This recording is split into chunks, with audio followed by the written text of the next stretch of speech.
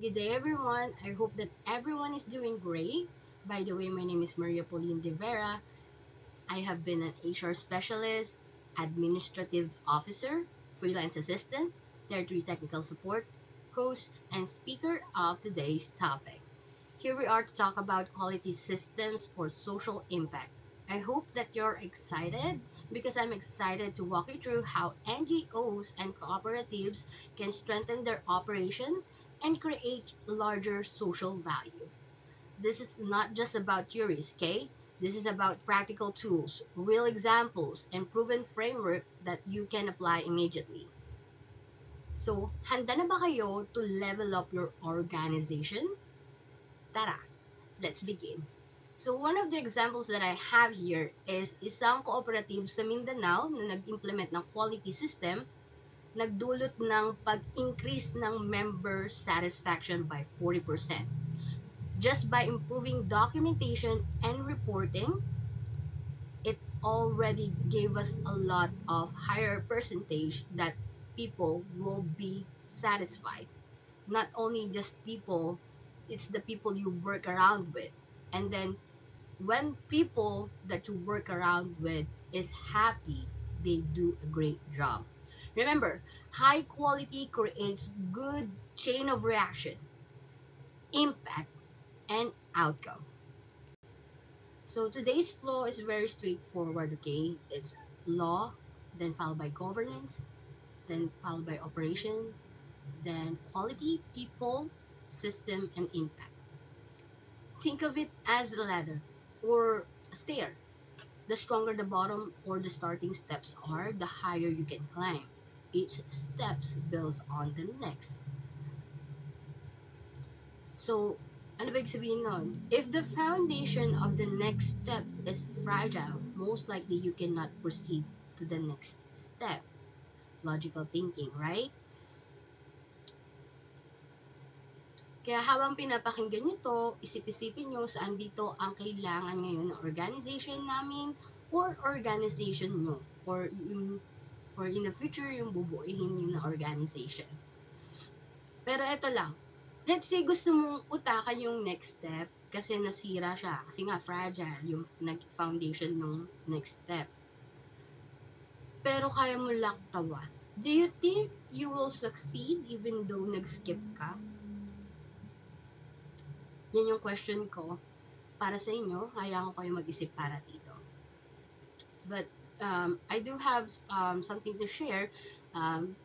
Isang NGO sa Manila use the same flow to complete the donor required compliance audit in 2 weeks. So, first and foremost, chinek nila through the law. Is it required? Kailangan ba natin? Is it mandatory? Ganyan. Or is it something to be executed and done properly accordance to the law? Ganyan. Then next step is governance. So governance naman, it's like your um, overseeing everything that is going and happening, and you will it's like you're distributing all the workloads on each and every department na nagkikater para ma-complete yung audit na yun in 2 weeks time. Then si governance, may people siya under. It's the operation, of course. So isipin natin si governance yung pinaka head boss, tapos si operation yung mga manager. Si operation naman magde-decide to distribute all the workloads per person. So, habang dinidistribute niya yung workload, dapat nasa alang-alang nila yung quality. Because, sabi ko nga kanina, a good quality or a high quality give us good chain of reaction, impact, and outcome. So next natin is people. This is the people who's working the papers for the audit. So kailangan lahat ng documents is pulido. Kailangan nakatutaryo, may signature, may receipt, may receiving copy, like that. Sometimes it's needed. Kasi pagka, lalo na if NGO is really onto the documentation itself. Kasi lahat ng magbibigay ng tulong para sa NGO or makaka-receive ng donations, kailangan may pruweba tayo kasi ayaw natin yung mga nagbibigay ng tulong sa atin, mag-doubt sa atin or magbigay pa sa kanila ng another isipin na kung saan ginamit yung pera or anumang bagay na dinonate nila, saan ginamit. They wanted to provide something for the community and they wanted to see it na ginagamit ng tama. So, yun yun. And then, system. So, lahat ng tao or group of people sa isang department, may kanya-kanyang system. For example, you were assigned to a document. So, notaryo. Kumari sa notaryo. Sa notaryo, kailangan, bago mo pa siya na panotaryohan, dapat you need to double check all the information on that document. The names are right, the proven IDs are right, the amount, the address, that's the initial or basic information that needs to be in the notary document. So, pagdating sa notaryo, yun yung pinaka-sistema mo. Kailangan mo, i-check mo muna lahat first of all before you get the notary. Sign it first pala.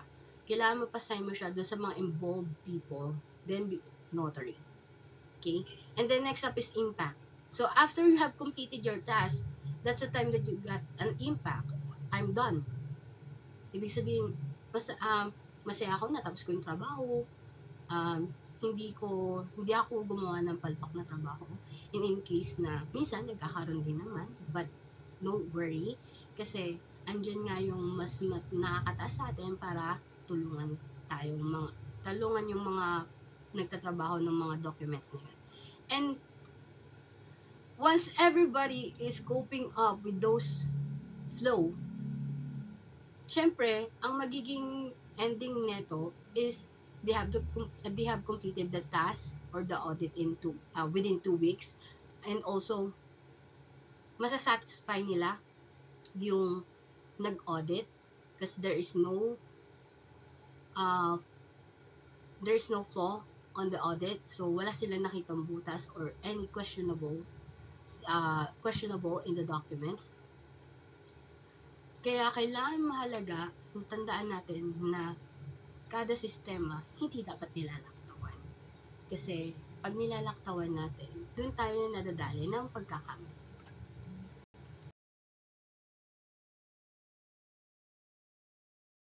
Under RA 9520, or the Philippine Cooperative Code, defines a cooperative as a voluntary, democratic, and member-owned organization formed for a lawful social or economic purpose.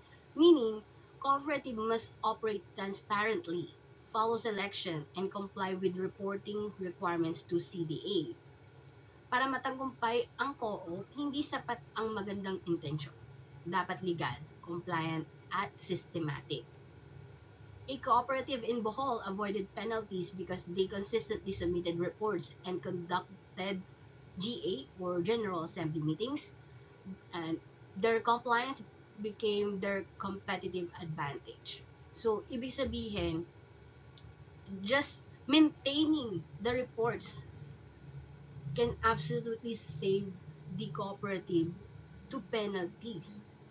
So, when we say penalties, danyos yun or maybe may babayaran kapag hindi tayo nakakapag-submit ng receipt. That's why in every business, there's always a receipt. There's always a liquidation. So, kada labas ng pera, kailangan meron tayong resibo. Meron tayong patunay kung saan ginamit yung pera. And this saves a lot of questions and also doubts to our donors or members.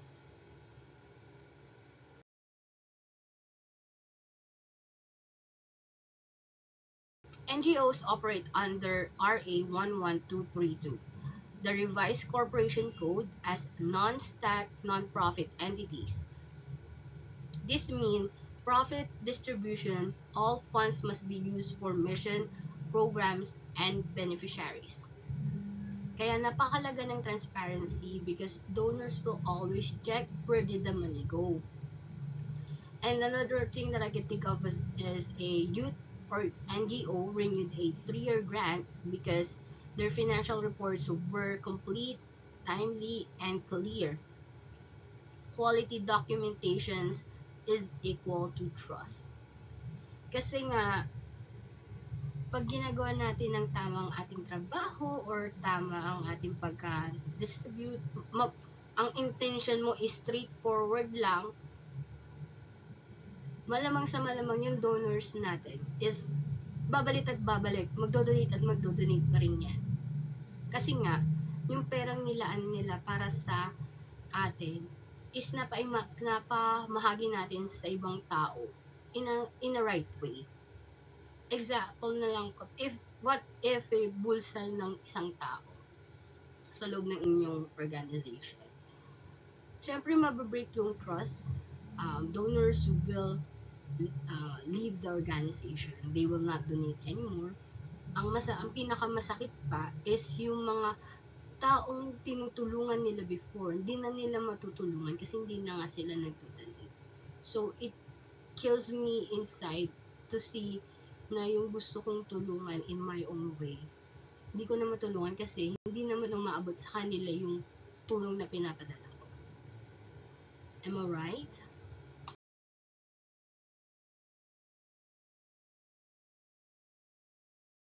Governance is a strategic brain of the organization. Boards must provide oversight, direction, and accountability. When governance is weak, operation collapses. When governance is strong, operation thrives. A good governance is an equivalent to a good performance. A bad governance is equivalent to a disaster. A cooperative with strong board oversight decreased delinquency from 18% to 6% in a year. So meaning to say na if maganda yung pamamahala ng isang organization, more likely na ang successful rate niya ay mataas at yung satisfaction niya ay mataas.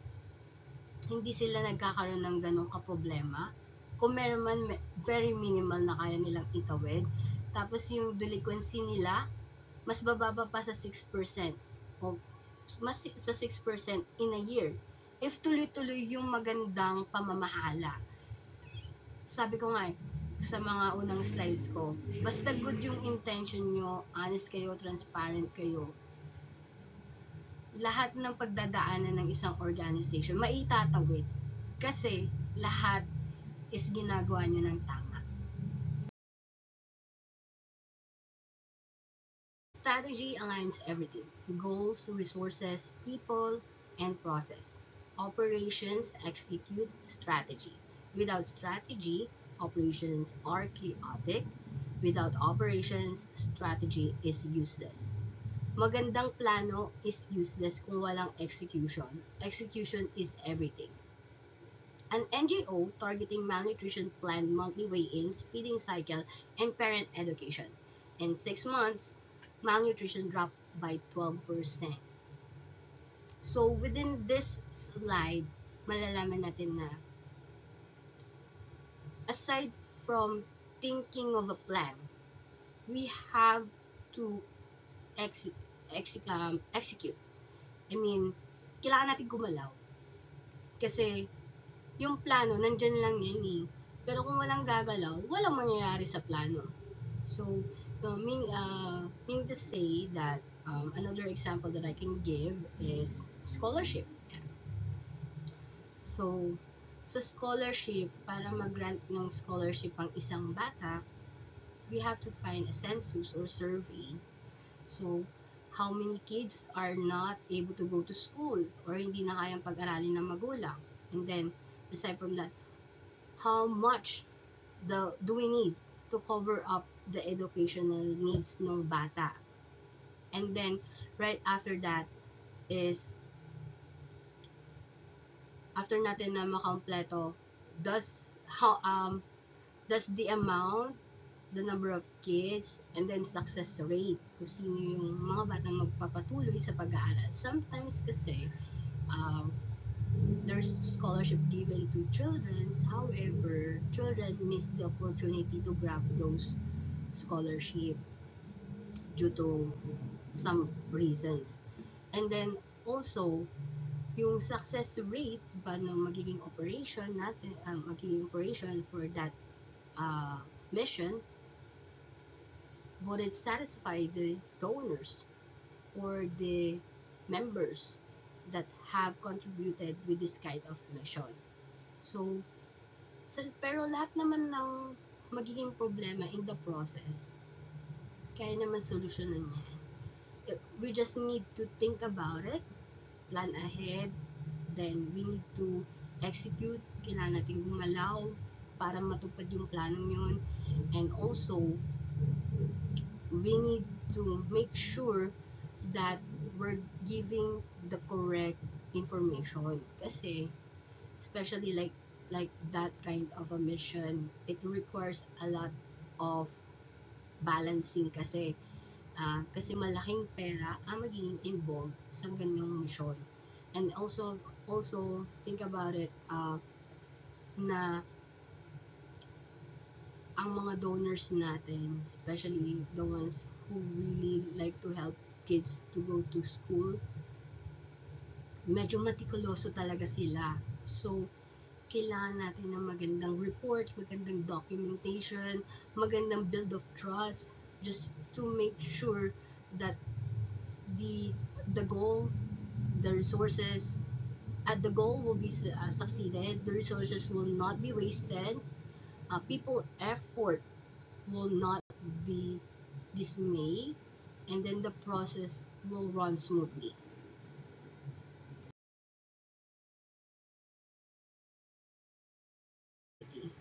AQMS provides standardization, consistency, and reliability. It ensures that services are delivered the same way and the right way every time. Consistency builds trust. Trust builds impact.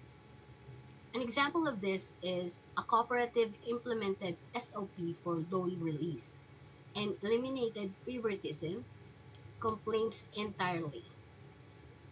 So, meaning to say na for this example, gumawa sila ng SOP para maging maganda yung process at kailangan masiguro nila na sumusunod sila.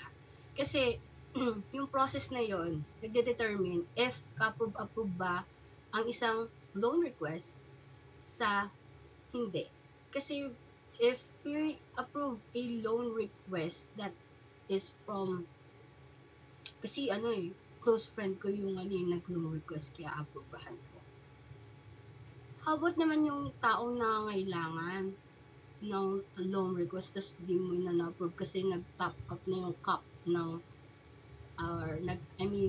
nandun na sa maximum numbers of members yung ma-approvehan sa loan request. Kawawa naman yung tao. At tapos yung friend mo na-approve mo yung loan request nila, tapos ginamit lang nila sa pang sariling interest lang nila na hindi naman kailangan pa. So, remember that usually loan request is something that we do in case of emergency, not for kasi kailangan mo lang. Ganon. So, kaya naggawa ng isang SOP para maiwasan yung ganyang sistema sa isang cooperative. Kaya nagkakaroon ng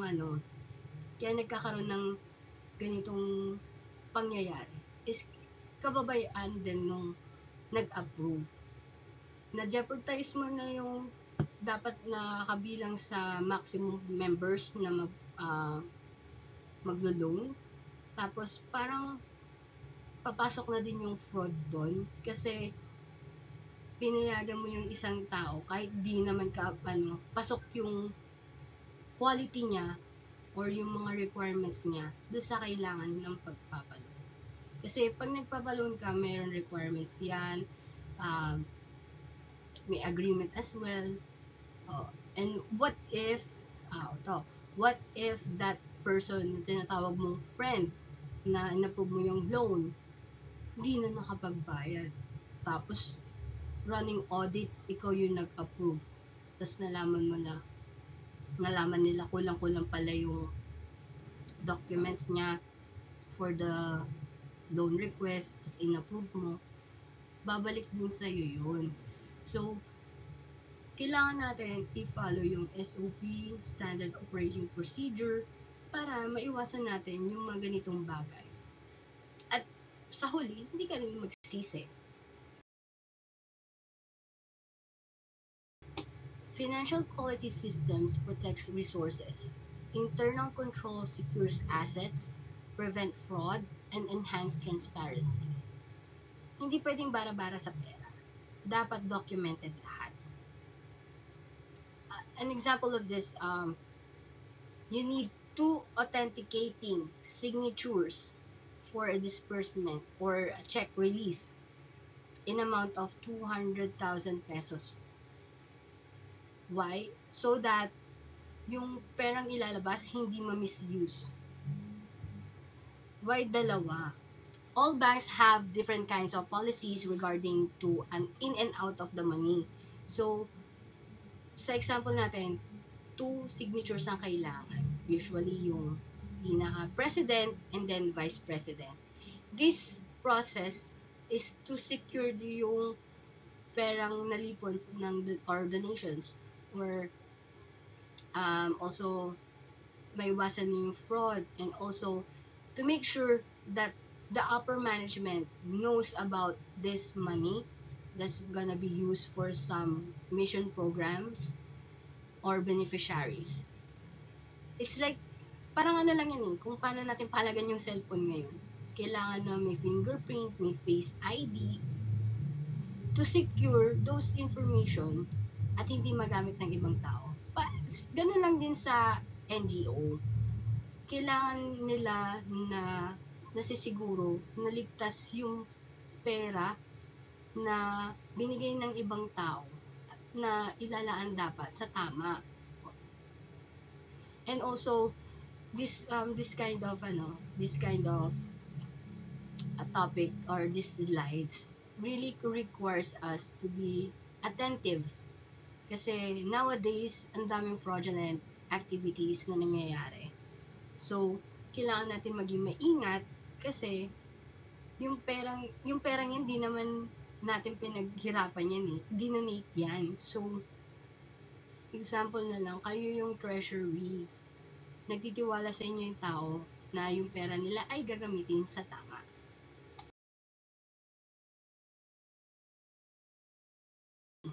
M&E converts data into decision. It answers, are we creating results? Where do we need to improve? Kung walang ME, puro kwento lang. With ME, we have evidence. Example of this is a farmer's NGO found through M&E that 30% of the seeds were delivered late, allowing them to improve their logistics system. So in short, those records, M&E monitoring and evaluation. So those monitoring and evaluations came up with a decision that they need to improve their logistics kasi 30% of their seeds were being delivered late. So, for example, another example of this is if the NGO or the organization is lacking food resource for a relief operation, anong dapat nilang gawin? Kasi naglalak sila ng food resources. So, gagawin nila, mag-grocery or they will advertise that you need relief goods for those affected in Typhoon, Tinyo, and Uwan lately, especially in Cebu, like that currently. So, aside from that, yung distribution, is it equally divided ba? Or hindi? Kaya nagkukulang? May nasasobra? May nangungupe? Ayan. So, they will need to make a decisions on those monitoring and evaluations that they did. So, mas maganda na yung may nakikita sila at the same time nare-record nila para ma-improve nila next time na may mangyayari, ready sila. Wala magiging problema. Kung meron man, may tatawid pa rin kasi nga transparent tayo kung alam.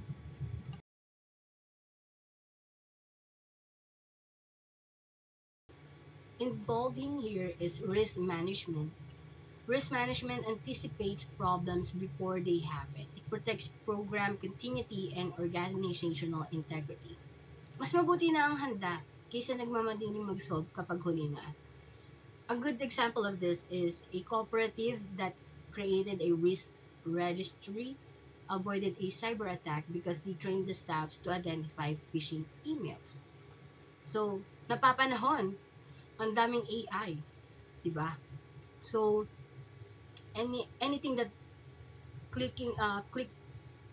triggers, kung tawagin ko, is click triggers, yung mga link, yung mga ads, yan, click triggers, kailangan, hindi natin siya basta-basta pipindutin.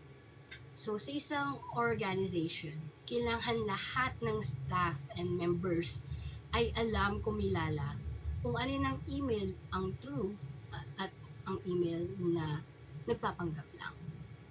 Because our donors have their own informations with us.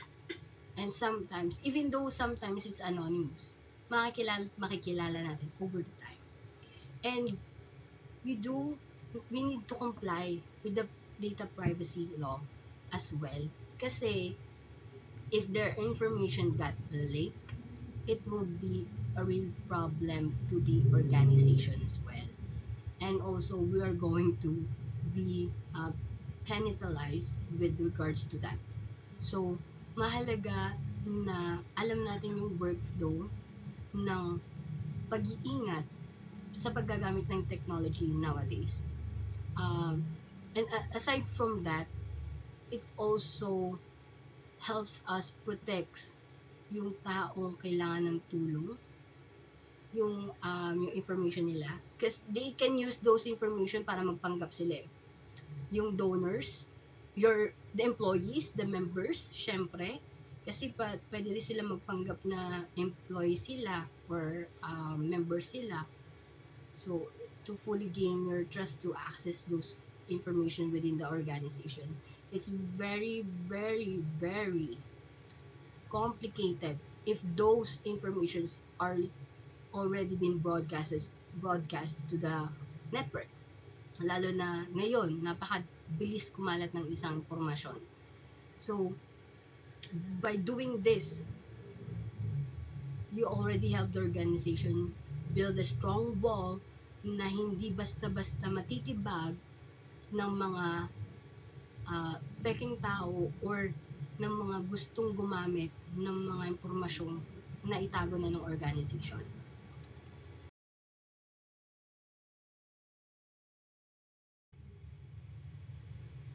People run the system. Hiring, training, coaching, and leadership development are quality investment. The right people make everything possible. An NGO increased report accuracy by 50% after training their field staff on data collection. So with this example, nakakuha sila ng tao, hindi mamagaling, pero naturuan naman nila. But after that training, mas maigi yung trabaho, mas napadali yung trabaho, at higit sa lahat, mas nagigets ng mga tao yung tinatrabaho nila. So, put into this, kapag ang mga na-hire mong tao within your business, cooperative, or organization is nasa tamang posisyon, naalagaan sila ng maayos from the hire date pa lang, and hanggang sa tumagal sila, iniingatan nyo palagi. Kasi ang mga trabahador, isa siyang investment. Yes, magastos siya. As an HR specialist, yes, magastos po ang mag-hire ng mga tao. Pero kung pangangalagaan po namin sila, magiging less yung expense ng isang kumpanya. Kasi tumatagal yung mga tao. At higit sa lahat, mas gusto ko na nag-hire ako ng tao na masaya sa posisyon na or sa trabahong makukuha niya. Kasi, in the long run, they'll be the one to lift the company up. And aside from that, I wanted an environment that is engaging as much as possible, non-toxic, work-life balance. Usapang trabaho, trabaho lang. Pag nasa labas na, wala nang usapang trabaho. Ganun lang. And even though na um, may, sometimes we're hiring people pero hindi siya fit sa ganung posisyon. We talk to them. We evaluate things with them.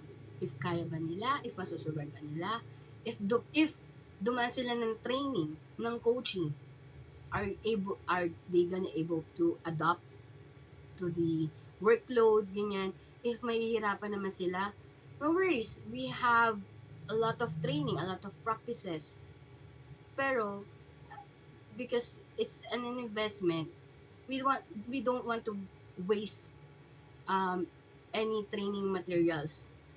So we wanted to make sure that when it comes to that, we evaluate first if those people are not qualified for that said position. Rather than tanggalin sila, offer na lang kami ng iba.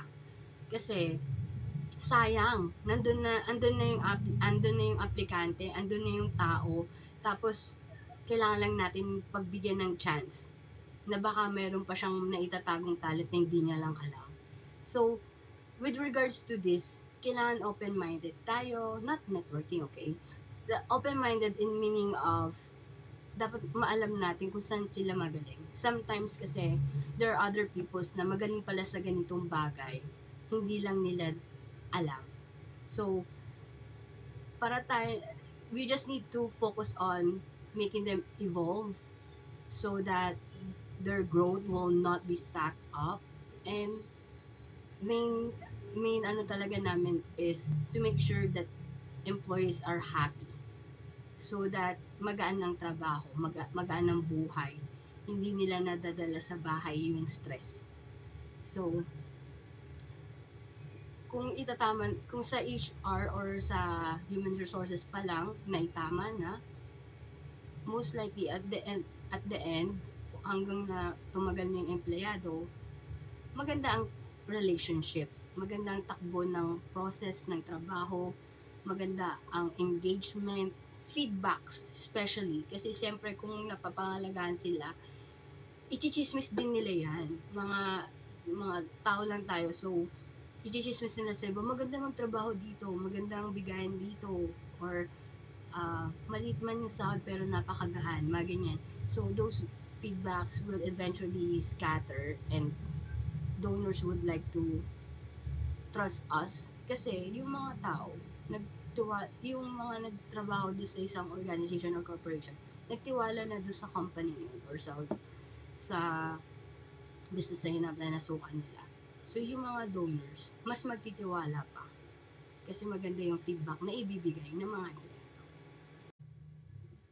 Quality is not a one-time project. It is a habit, a culture of learning and improvement. Small improvements every day lead to big results.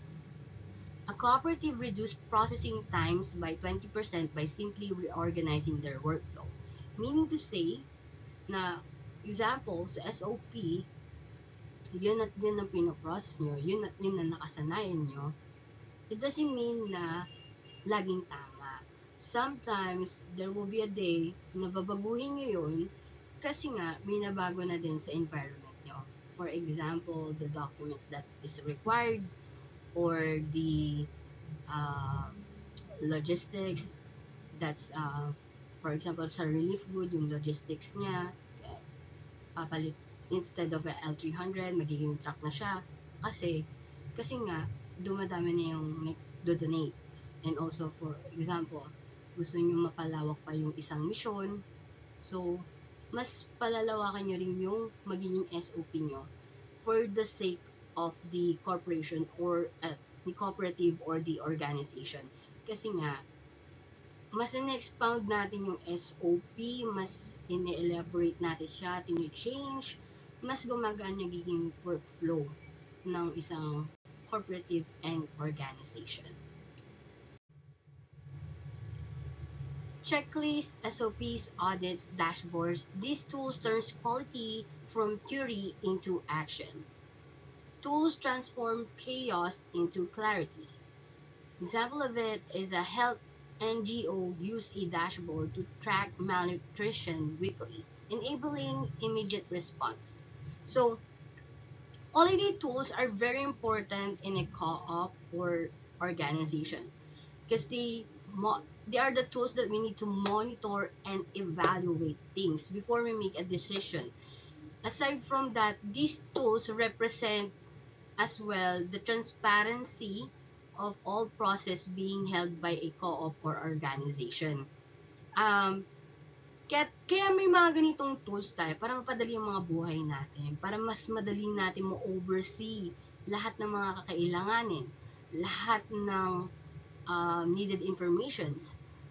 Aside from that, this is also the tools that we need to report as well to represent yung mga audits na ginawa natin and also to clarify all questions as well. Using these tools, it will make our lives easier to explain what we did, how we did it, and who are the people involved with it. So, lagi natin pahalagahan that these tools are not designed just to be displayed, they are being used. At dito tayo papasok, dito yung execution. So, with this execution, na foresee natin yung mga dapat nating isaalang-alang every time na mayroon tayong gagawin or every time na nakagawa na tayo ng plano. Quality systems multiply impact. Quality ensures program reach people effectively and sustainability. At the end of the day, ang sukatan ng quality ay maging mas maganda ba ang buhay ng tao? A co-op improves governance, result in more dividends for members and increased community livelihood. So, every time a co-op or organization done its best and have a very high satisfactory within the environment or within the community, ano magiging feedback nila? Siyempre, maganda yung feedback nila, di ba? And aside from that, yun na nga, word of mouth. And aside from that, the trust within the community will be rising. Donors will multiply, and also, yung mga taong gusto nating tulungan ay mas dumadami pa. So, syempre yung ceiling na kunwari 20 people lang yung pwedeng i-approve sa loan, mas tataas pa. And because of this, mas marami tayong natutulungan, mas marami tayong nababahagian ng magandang asal kasi ang pagpapatakbo ng isang co-op or organization is quite quite complicated kasi yung maraming tao pa rin ngayon ang hirap sa transparency, hirap sa honesty, hirap maging mabait, yun, and also sometimes we get involved in abusing too much with our environment. Tignan nyo na lang yung kumare, instead of dapat mas marami yung tree planting mission, mas marami pa yung mining, di ba? So ganun na lang. So if we do good to each other and to the community and very aside from that, the environment that we have, it gives us back. It gives us good karmas as well. So, mas marami natutulungan, mas marami nababahagian, at mas lalo tayo iniingatan ng mundo natin.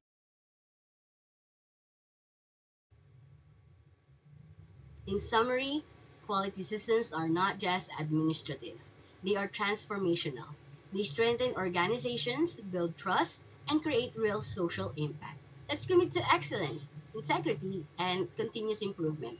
Because when we improve our systems, we improve lives. Organizations that adopted quality systems have seen better donors' relations, stronger finances, and higher beneficiary satisfaction. I hope that everyone has learned throughout this topic. I really enjoyed talking how impactful quality system is. Everyone, I thank you for attending and I hope to see you soon on the next session.